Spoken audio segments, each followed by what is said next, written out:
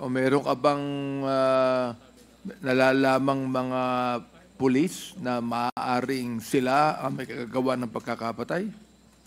Base lang po sa aking pagsasaliksik, nung nagsalita po si Madam Garma, Your Honor, ay tinignan ko po ang video ng lumalabas na lalaki sa Shell Tanawan at tinignan ko kung anong pagkakahawig doon sa lumabas na video naman po na aaligid sa Los Baños. At kung ituturo mo ngayon yan, may ituturo mo kung sino?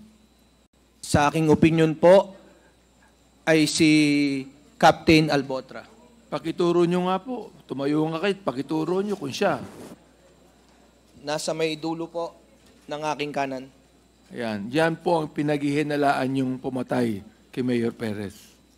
Yun po yung nakikita ko base sa mga napanood ko at mga pinagbasihan ko po ng mga litrato, pagkilos at pagkakasabing po ni Madam Colonel Garma po, Ibig Your Honor. sabihin, ang pinakabatayan ninyo, Mr. Chair, ang pinakabatayan ninyo, yung binanggit ni Colonel Garma. Yun ang pinakabatayan nyo.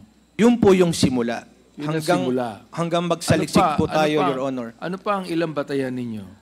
Tinignan ko po yung, kung titignan nyo yung mga body build, yung kanyang Meron shoulder. po kayong kopya ng mga ganon? Meron po. Okay. Palagay ko yung po bang pinakita ni Congressman Fernandez, yung po ba yung mga pictures na yan?